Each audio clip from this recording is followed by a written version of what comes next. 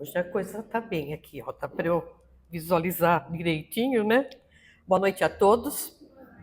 É um prazer enorme estar aqui com vocês mais uma vez.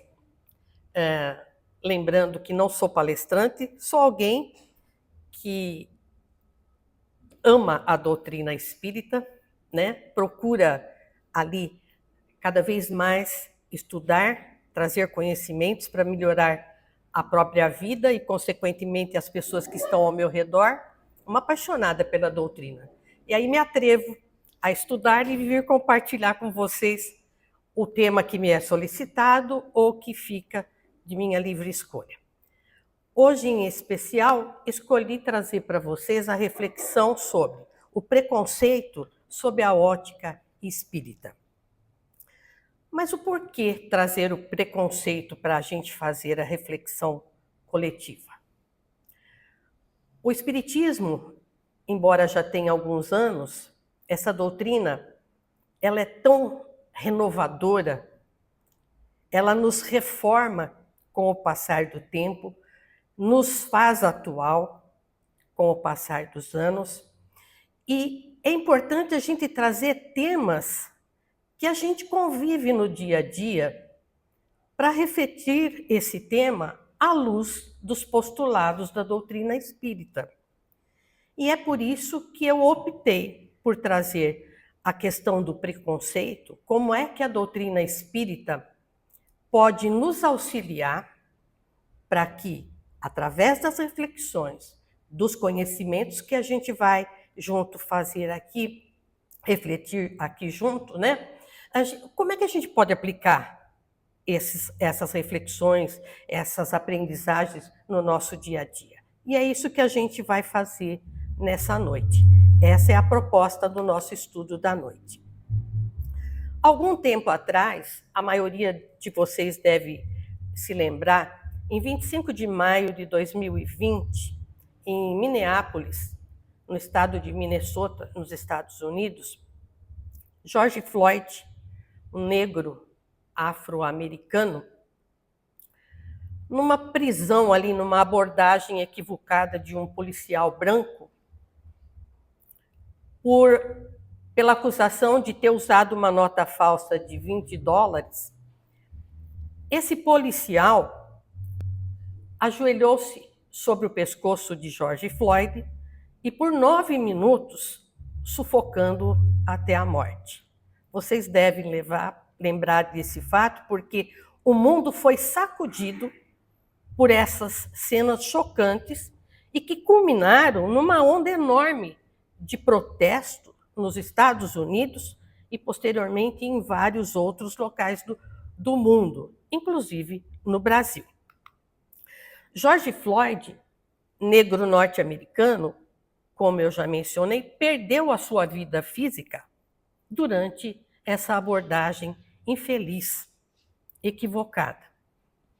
Mais uma dentre tantas tragédias que a gente convive no dia a dia, dentro e fora do nosso contexto, da nossa sociedade, e que, além de mexer com as nossas emoções, com os nossos sentimentos, deve nos trazer uma reflexão que culmine em mudanças, que nos faça pensar sobre e como a gente pode ter uma atitude diferenciada diante das situações, das adversidades que nos são apresentadas. Mas, Roseli, o que é preconceito? A própria palavra já nos induz ao significado. Pré significa anterior, e conceito nos remete a significado ou a juízo. Então, o preconceito é um substantivo abstrato que designa o ato de julgar, ou seja, de emitir-se um juízo de valor, uma sentença, um julgamento sobre algo, sobre alguma coisa, sobre uma pessoa, sem, no entanto, a gente ainda conhecer aquilo a que a gente está tendo contato, seja uma pessoa, uma situação ou um fato. Um exemplo simples: ver um prato, né, pela aparência e considerá-lo, pela sua aparência, que você não gosta. Porque, de repente, ali tem um ingrediente que, num momento ou outro, você não se deu bem com aquilo lá. Então, você nem prova. Você já julga no contexto geral e você tem ali o preconceito de nem provar. Olhar uma pessoa e julgá-la positiva ou negativamente é uma forma de preconceito. Porque você nem a conhece, mas você já está julgando. Julgar alguém pela cor da pele, pelo seu gênero, pela sexualidade, pela classe social, pela origem geográfica, pela aparência física, religião, comorbidades e deficiências ou qualquer outro traço, também são formas preconceituosas e que prejudicam os relacionamentos humanos. Para facilitar um pouquinho mais o nosso entendimento e essa nossa reflexão, eu trouxe alguns dos principais tipos de preconceitos com os quais a gente tem contato. O primeiro seria o racismo. O racismo, ele se baseia na crença da superioridade de um grupo racial em detrimento de outro grupo. O sexismo. O sexismo é a discriminação contra pessoas pelo seu gênero ou pelo seu sexo. O preconceito religioso é a intolerância, o desrespeito, a ofensa, a violência contra pessoas de diferentes religiões. A xenofobia é o preconceito contra estrangeiros, pessoas ou coisas de outras culturas e nacionalidades. E o etarismo, que é o preconceito contra pessoas mais idosas ou pessoas mais velhas, mais experientes. E o capacitismo. Do capacitismo eu vou falar um pouquinho mais, vou me ater mais a esse tipo de preconceito, porque é a discriminação contra pessoas portadoras de deficiência, baseado na crença de um corpo normativo, um corpo normal. Então, tudo que desvia desse corpo normal sofre preconceito. Cabe aqui uma reflexão, a gente fazer uma distinção entre o que seja preconceito e discriminação. O preconceito é a opinião ou julgamento que a gente faz sobre algo, alguma coisa. Esse julgamento é prévio e muitas vezes injusto de um grupo ou pessoa. Está mais aqui na área do pensamento. Enquanto a discriminação já é a ação concreta e o tratamento desigual que resulta desse preconceito. Então, como eu coloquei um exemplo aí, negar um serviço ou emprego por causa da raça, né, da cor da pele, do gênero ou da orientação sexual. Isso já é discriminação. E qual a visão do Espiritismo com relação ao preconceito? Estudamos o Espiritismo, não é de hoje, né? Lemos o Evangelho, as obras básicas, e sabemos que a doutrina afirma que somos todos iguais perante Deus, pregando a lei de igualdade.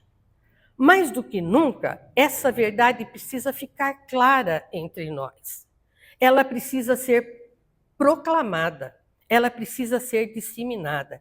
Somos realmente filhos de um único Pai. Então, somos todos iguais perante a Deus. Aquelas manifestações racistas a que mencionei anteriormente, no caso do George Floyd, que surgiram nos Estados Unidos, espalharam-se mundo afora, se deu no momento que, contrariando as recomendações do isolamento social, porque vocês se lembram que em 2020 estávamos em plena pandemia do Covid-19. Então, as pessoas se aglomerarem, né? Buscarem as aglomerações para essa reivindicação contra o que tinha acontecido com George Floyd, essas pessoas se expuseram a um risco mortal. E mesmo assim, se arriscaram, se aglomeraram, falando, expressando frases de ordem, tais como a hora de acabar com o racismo institucional, que é aquele racismo que diz que não existe, mas ele é velado, ele está ali, ele está latente. Qualquer gatilho dispara. Ou então queremos respirar. Quantas vezes ouvimos as vidas negras importam?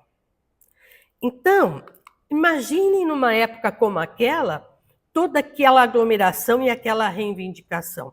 E tornei reforçando aqui que, ignorando o perigo que representava essas aglomerações no início da pandemia do Covid, nos deu a dimensão de como cada vez mais as pessoas reconhecem a necessidade de que todos merecem respeito, né? Todo ser humano tem que ser respeitado, independente da sua raça, do seu credo, da sua condição social, do seu gênero, do seu sexo, não importa. Todos devemos ser respeitados. Numa demonstração clara de que a lei do progresso está caminhando, mesmo que a passos de tartaruga. Mas ela está caminhando. Já nos indignamos com situações de discriminação e de preconceito. E é importante que a gente aproveite esses momentos, esses tristes episódios, infelizmente, né? Um entre tantos, para a gente refletir de que forma nós podemos utilizar as mensagens espíritas, as mensagens ricas em sabedoria e ensinamento que a doutrina nos orienta e nos passa, para combater todo e qualquer tipo de preconceito e de discriminação.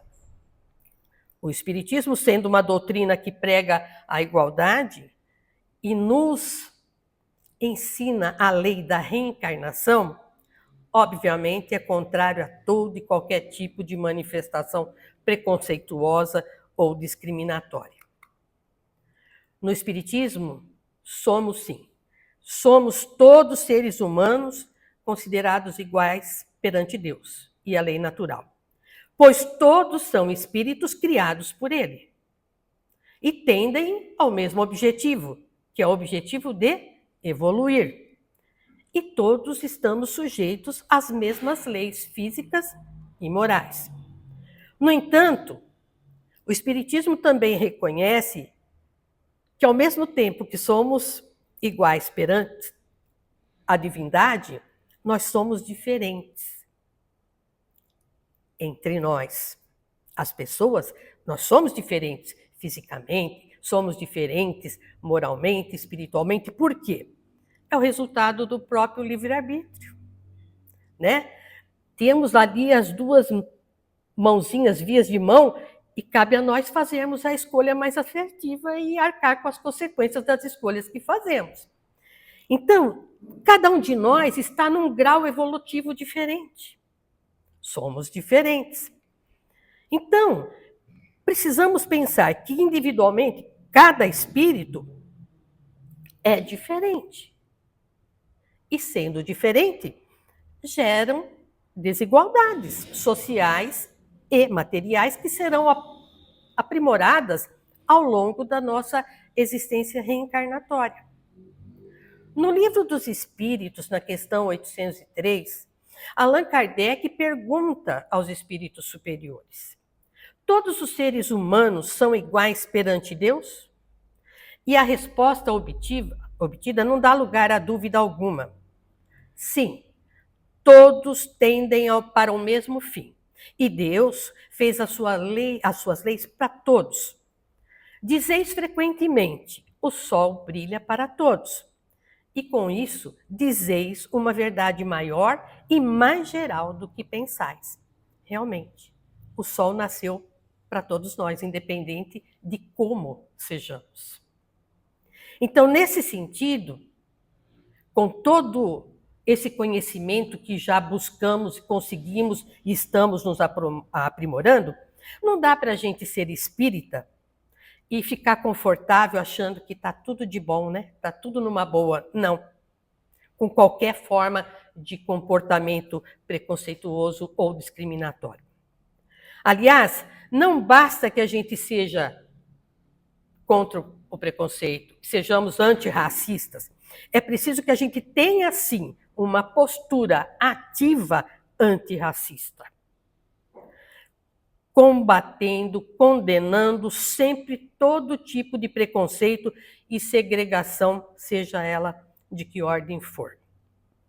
E o mesmo vale para todos os outros tipos de discriminação, né? A prática da igualdade deve permear, deve ser uma constante em todos os nossos passos.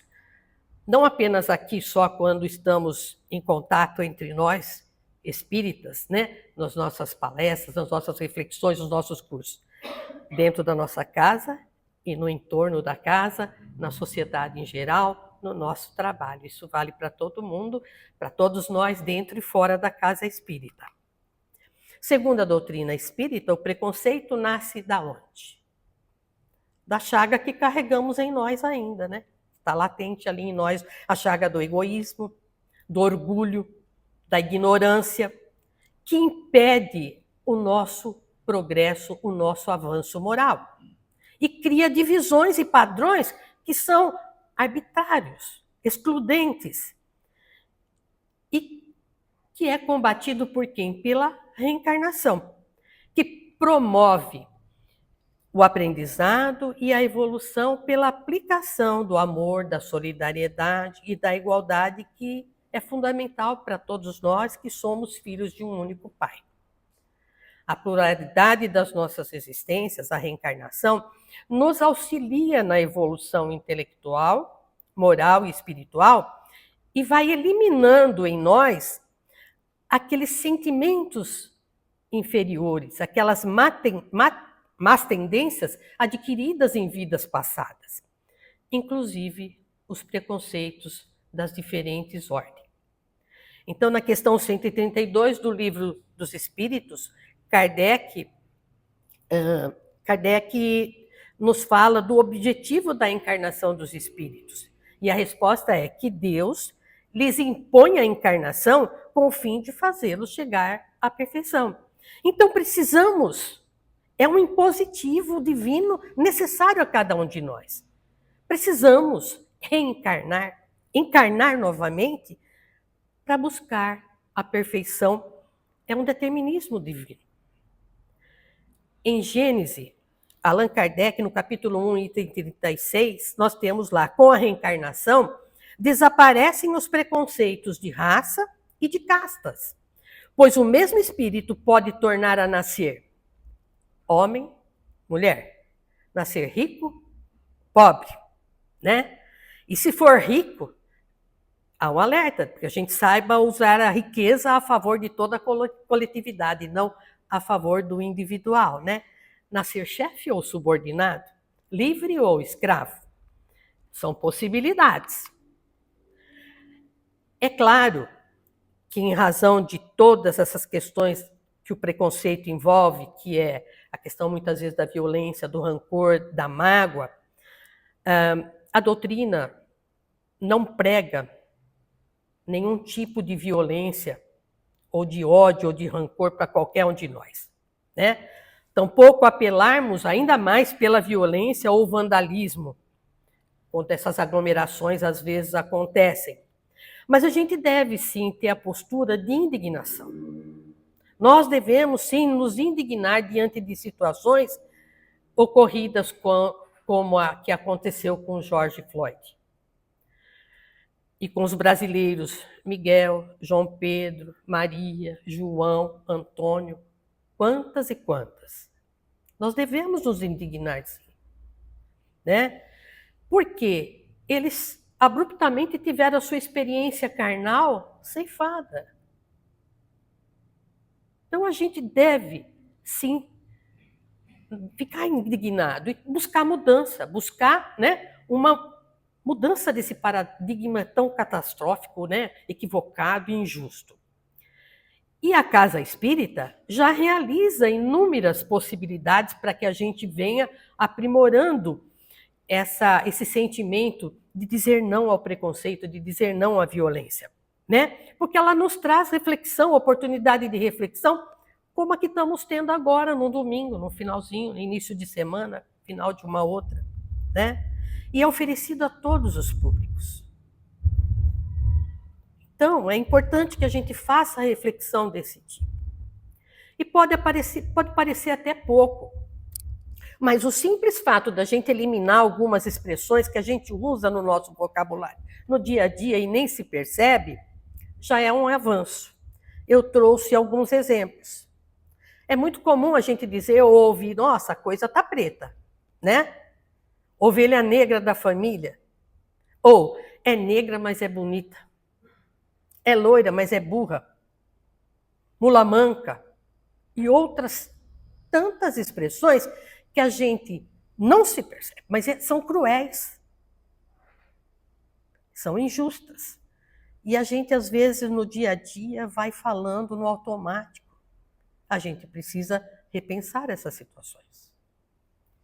E o principal da doutrina espírita é colaborar para que a gente, para esse chamamento, né? Para que a gente evolua em espírito.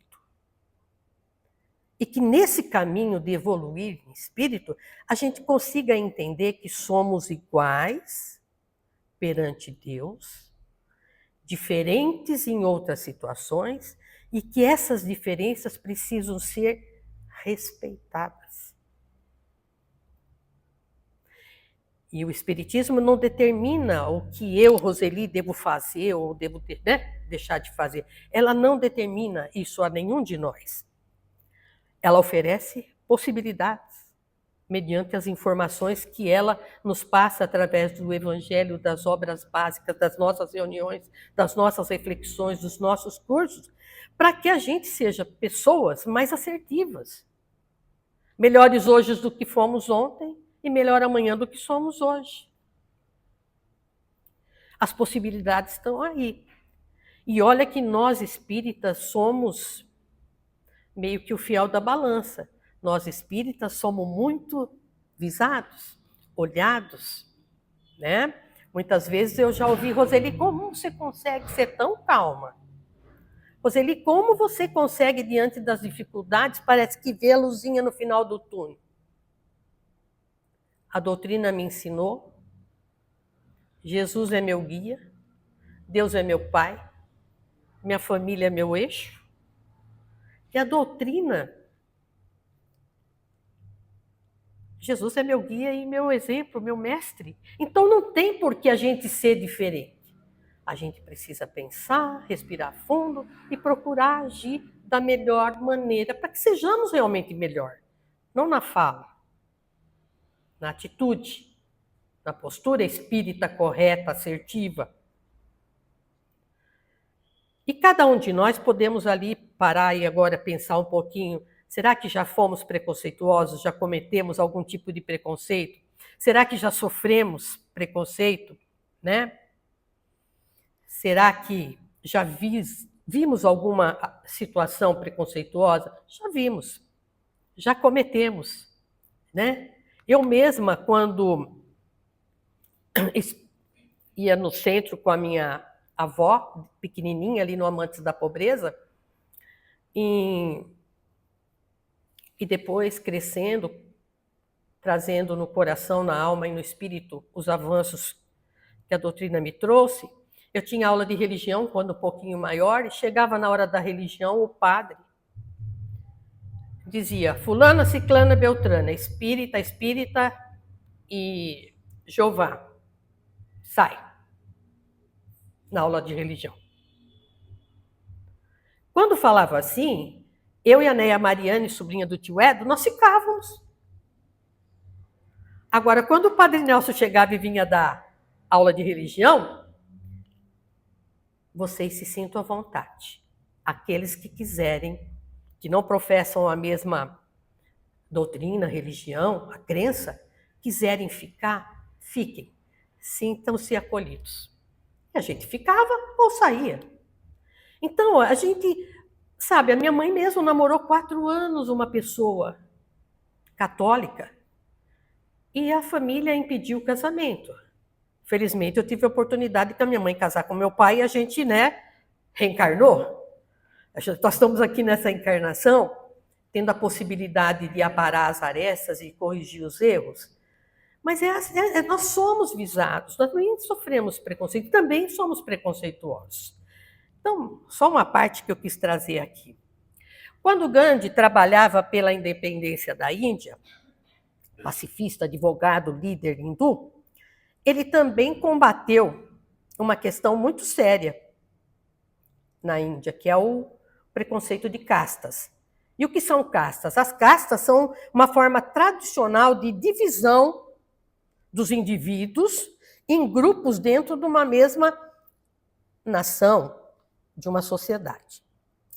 E na tradição milenar hindu, ela divide os seus indivíduos em religiosos, guerreiros, agricultores, comerciantes e servos. E as castas até hoje persistem. Na base dessa pirâmide social ficam os párias. Sem casta, eles são considerados impuros e acredita-se que as pessoas que os tocam também se tornam impuros. Por isso são chamados de intocáveis.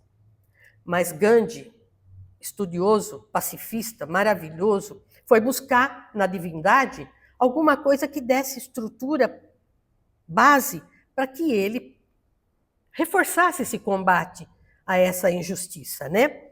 E ele, nessa busca, que ele buscou nos ensinos de Krishna, que é a divindade espiritual hindu, ele entendeu que a divindade não faz diferença entre seus filhos. Ele compreendeu que o sistema de castas havia sido modificado e criado pelo homem. Para quê? Para manipulação política, para manipulação social. Então, os párias fazem um serviço sujo. A eles, a pior tarefa. Então, a divindade não criou essa estratificação, essa divisão injusta. Quem criou foi o próprio homem. E foi assim, então, que Gandhi passou a combater o preconceito contra os párias, que ele chamava de Arijans, que significa filhos de Deus. Estava certo Gandhi, né? Somos todos filhos de Deus. E os preconceitos que carregamos são parte de um contexto social e cultural que devemos combater, que devemos nos indignar. E à medida que a humanidade vai progredindo, os preconceitos vão perdendo espaços. E a ciência e a própria história vai demonstrando que certas teorias, com o passar do tempo, vai perdendo o sentido, porque são injustas, porque são cruéis. Os europeus, quando vieram para cá, na época da colonização, se acharam superiores aos indígenas, aos africanos. Uma tese extremamente absurda que o próprio tempo se encarregou de derrubar. Por quê? Quando teve oportunidade, o indígena, o africano, mostrou que que possuem capacidade tanto intelecto-moral, tanto quanto os demais. Então, essas teorias absurdas, elas vão caindo por terra. Nós temos um exemplo maravilhoso, Machado de Assis, mestiço, filho de uma ex-escrava negra, lavadeira. Machado de Assis trabalhava durante o dia e estudava à noite sob a luz de um lampião. E o seu talento, o seu esforço, venceram os inúmeros preconceitos e discriminação que ele sofreu, por mais forte que fosse. Então, ainda hoje, por mais que se combata o preconceito, muitas vezes ele aparece ali inesperadamente.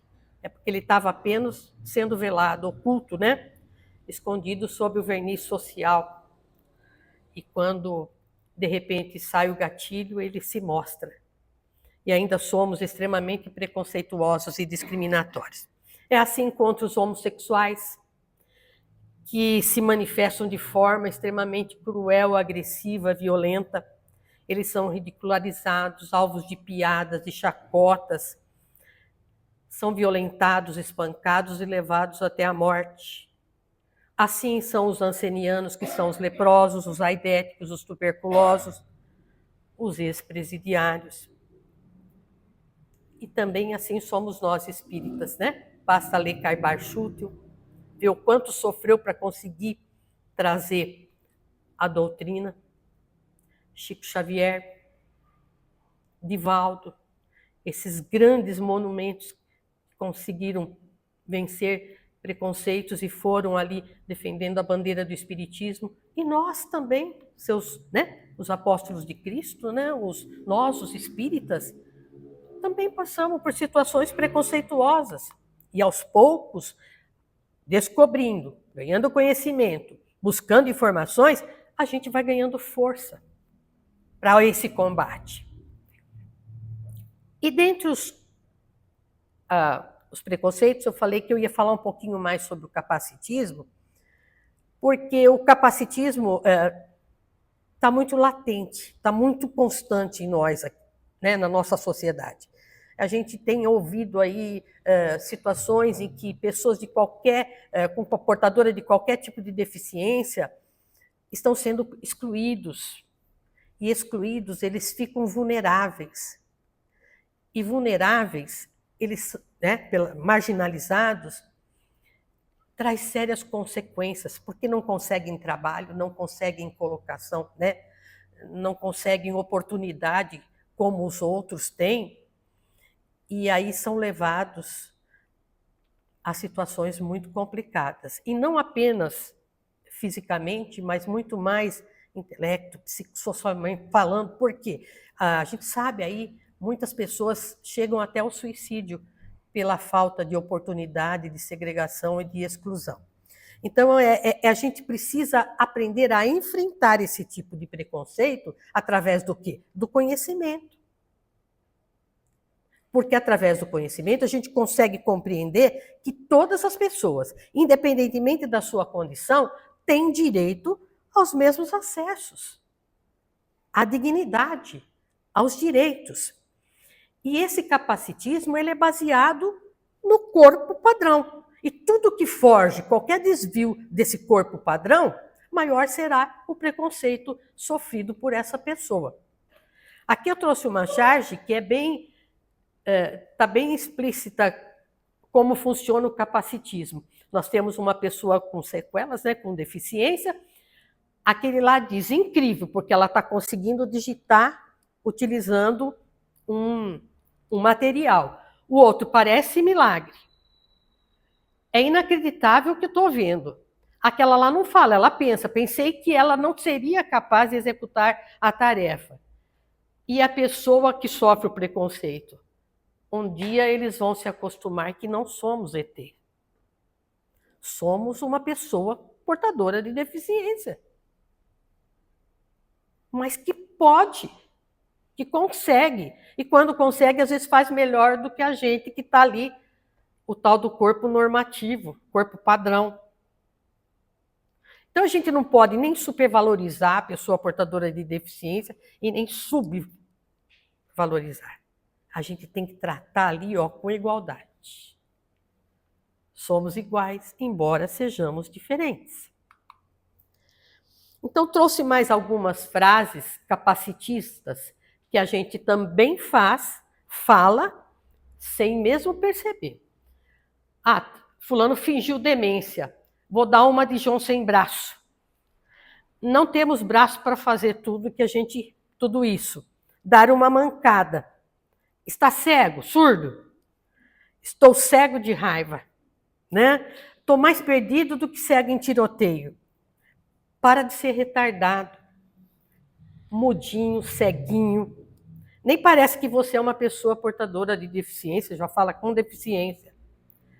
Você não tem cara de autista. Você não tem cara de surdo mudo. O seu problema não tem cura? É o que perguntaram para minha filha, Anelisa nasceu sem o céu da boca, com o lábio aberto, fez 10 cirurgias. Eu levava 1 hora para dar uma xícara de leite para minha filha na colher. Quando ela nasceu, 2 pessoas passaram perto de mim no meu quarto e disseram assim, você viu? Nasceu uma criança toda defeituosa. Está lá na maternidade. E a pessoa, eu fui ver as pessoas comentando, aquela lá é a criança que nasceu tudo defeituosa. Eu falei, sim, aquela lá é a Anelisa, é minha filha. Ela não é defeituosa. Ela tem um problema que vai ser resolvido. Ela tem uma deficiência crâniofacial. Fez 10 cirurgias, tá aí, maravilhosa. Então, a gente se antecipa a uma situação. Agora, aquela pessoa, as que fizeram o comentário, tem culpa? Não. Eu poderia brigar para quê? A doutrina me ensinou, eu fui educada com os preceitos básicos da doutrina espírita de tolerância, de paciência. Eu ouvi, eu vou explicar. Aquela lindeza é minha filha. Tudo será resolvido no seu tempo. E foram 10 cirurgias. Então, é isso que eu falo. A gente precisa tomar cuidado com o que a gente pensa, porque a gente pensa e fala, e aí machuca. Né? E é bom sabermos que o capacitismo é crime. Agora é previsto pela Lei Brasileira de Inclusão, né? E atitudes preconceituosas são passivas de punição. Porque alguém precisa falar alguma coisa, eles merecem respeito. A pessoa com deficiência merece respeito. Todos nós merecemos. Mas aqui nós estamos focando o preconceito, que é o capacitismo. Isso aí nem precisa. E como eu já disse também, as consequências do capacitismo é a vulnerabilidade, é a exclusão, é o desespero da pessoa não se achar pertencente a nenhum grupo. Ela não pertence àqueles que têm o corpo normativo e também não pertence àquelas que poderiam conviver com elas, mas que estão excluídas tanto quanto ela. Então a gente precisa tomar cuidado, né? E como evitar? Cuidando das nossas atitudes. Somos espíritas, né? Amarmos uns aos outros como o Pai nos amou, como Jesus nos ama e nos amará sempre. Amar ao próximo como a nós mesmos. Não dá para falar e sair, fazer tudo fora daquilo que a gente tem como preceito básico de uma existência, de uma convivência harmoniosa e respeitosa. Eu não posso amar meu próximo se eu não me amo. E muito menos me amar se eu não amo o próximo, não amo a Deus, não respeito as leis divinas e as leis naturais. Então, informação é tudo, conhecimento é tudo. Não adianta fazer que nem o doutor da lei, que sabia lá a lei de cor e salteado, mas não praticava nada daquilo que ele lia. Tem a impressão que acho que ele nem entendia, por isso que não praticava. Ele só decorava. Então, a gente precisa ler o Evangelho, interpretar, sentir o Evangelho, porque cada leitura é diferente uma da outra, e praticar aquilo que está lá. Né? E será que se a gente vivesse numa sociedade em que um respeitasse o outro, a gente precisaria estar trabalhando as questões preconceituosas e discriminatórias? Com certeza não, né? E será que a gente já consegue entender no irmão, no próximo, aquele irmão que é igual a mim, que tão imperfeito quanto eu sou e que está buscando ser feliz, evoluindo? Seria tão bom. Mas a gente está caminhando e nós vamos conseguir. Então, Jesus, o ser mais perfeito que já habitou a Terra, agiu maravilhosamente, né? Por que não imitá-lo? Ele é nosso modelo e nosso guia. É nele que nós temos que nos inspirar e seguir. Bem-aventurados os misericordiosos, porque alcançarão misericórdia. Bem-aventurados os puros de coração, porque verão Deus. Está lá em Mateus 5, 7 e 8. Jesus nunca se importou com a cor da pele daqueles com os quais ele tinha contato, com aqueles que o seguiam. Jamais fez diferença entre ricos e pobres. Foi lá alertando para usar a riqueza de forma sábia. Seguindo e aprendendo com Jesus, estavam aqueles homens e aquelas mulheres que continuaram a caminhada com ele, seguindo com ele, até a despedida da terra, né, da pátria terrestre para a pátria celestial. E esses são aqueles que vêm nos intuir, né, nos trazer boas dicas, boas vibrações de como agir corretamente. Então, sigamos as orientações da doutrina. Sigamos o nosso Mestre Jesus. Apliquemos tudo que Deus, na sua infinita bondade e misericórdia, nos legou, nos deixou. Amando-nos uns aos outros e estendendo a mão para aquele que precisar. Né? Assim, com certeza, a gente vai viver tempos melhores, de uma forma mais serena e mais plena, em busca da verdadeira felicidade. É um tema que tem muita coisa para dizer, eu corri um pouco, senão não ia dar, mas eu acredito que a gente conseguiu pegar alguma coisa, pelo menos, para a gente refletir junto. Então, que Deus os abençoe, que Deus nos abençoe, que continue conosco por toda a nossa existência, seja ela aqui, agora, ou em outras esferas espirituais. Muito obrigada pela paciência. Fiquem todos na paz de Deus. Obrigada.